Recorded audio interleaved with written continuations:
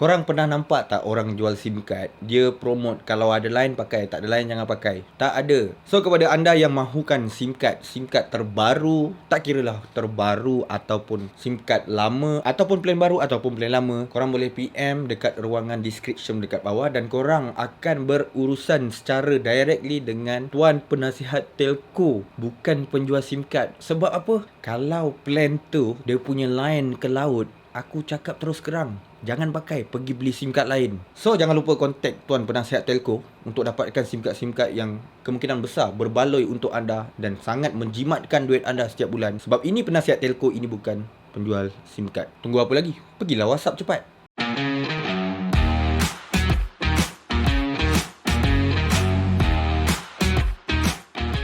Dalam produk postpaid yang kita selalu nampak dekat telco kan, ada satu jenis postpaid ni yang ada fungsi share line ataupun kongsi rangkaian. Dia lebih kepada satu nombor, lepas tu ada subline, ada anak buah, tak kira lah dalam family ke, 2-3 orang. Lepas tu kita boleh share data, kita bagi data 10GB, 5GB, 1GB dekat sana. Okay, aku bagi sebab kenapa wujudnya benda ni dan bagusnya untuk pengguna. So the first thing, kalau kita fikir bab share line ni, ada golongan yang jenis pakai macam dia satu family dan dia mempunyai anak 2-3 orang dan wife. Lepas tu dia nak uruskan bil telco tu dalam satu masa.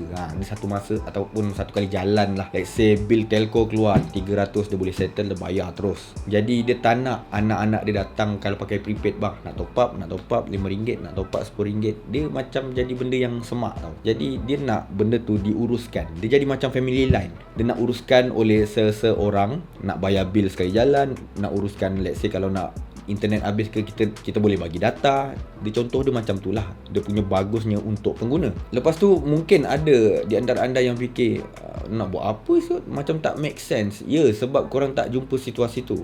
Situasi di mana seseorang yang dia tak nak fikir panjang. Aku ada duit, aku boleh bayar, so aku buat share line. Itu pentingnya share line untuk golongan-golongan yang aku cakap tadi tu. Tapi tahu tak, share line ni bagusnya kepada telco, dia dapat customer yang tetap. Bila ada customer macam ni, kita boleh cakap ianya seorang quality customer. Sebab dia boleh handle 3-4 line bawah dia untuk dia bayar sekali secepuk, sekali jalan, bayar bil telco mahal-mahal setiap bulan. Ini adalah quality customer. Bila ada quality customer, kemungkinan besar customer macam tu akan pakai dalam tempoh yang lama dan make profit untuk telco tu sendiri. Telco sendiri tahu, bila ada quality customer macam ni, dia memang berkualiti, tapi dia pun tak nak tahu hal-hal telco. Dia cuma nak aku pakai line okey, coverage okey, service okey, berapa kena bayar aku tak mau tahu, aku boleh bayar, aku bayar terus. Dia jenis orang tak ambil tahu, tidak membanding-bandingkan harga, nak cari yang paling murah, nak cari paling best, offer paling best, side offer paling best. Dia tak macam tu. Jadi bila jumpa customer macam tu, telco akan untung di mana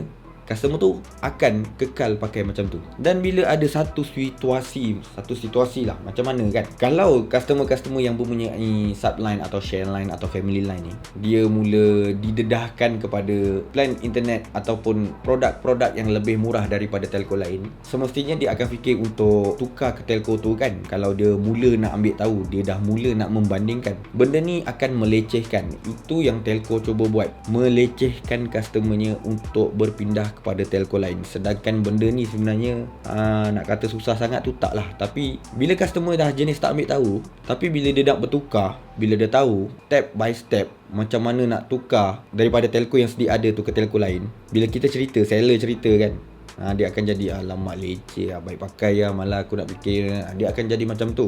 Untungnya kepada telco sedia ada tu, sebab dia dah dapat satu law, dapat satu term di mana dia buat macam tu, customer takkan boleh suka-suka pindah. Bila nak pindah, kena pecah line ni. Ni kena pecahkan, kena bayar RM50 seorang. Pecahkan ni, supaya tak duduk bawah subline. Jadi dekat situ korang nampak tak? Term-term dekat telco ni kadang-kadang dia sengaja menyusahkan pengguna untuk berpindah kepada telco lain. Sebab kalau tak dibenarkan tukar, itu adalah salah. Sebab dalam Malaysia ni kau tak kira telco apa sekalipun, kalau tak ada hutang, tak ada kontrak, memang 100% lah korang boleh tukar pergi mana-mana telco ikut suka hati korang. Jadi bila kita nak larang benda tu, kita larang dengan cara melecehkan customer. Sebagai contoh, Digi dulu kalau bab nak MNP ataupun kekalkan nombor lama pergi telco lain, Digi lah paling musibat. Sebab apa?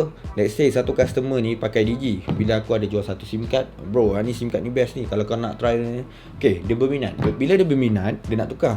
Bila nak tukar, macam-macam offer masuk. Salah satu offer dia mungkin offer yang murah dan tak pernah korang dapat. Tiba-tiba korang dapat offer. Once korang ambil offer tu, korang tak jadi tukar telco. Korang takkan dibenarkan tukar telco. Mungkin dia letak sebulan tak boleh tukar, mungkin seminggu tak boleh tukar. Bila dah seminggu tak boleh tukar, seorang customer akan putus asa. Dia akan down lah. Leceh lah, tak payah, aku tak nak lah. Leceh lah.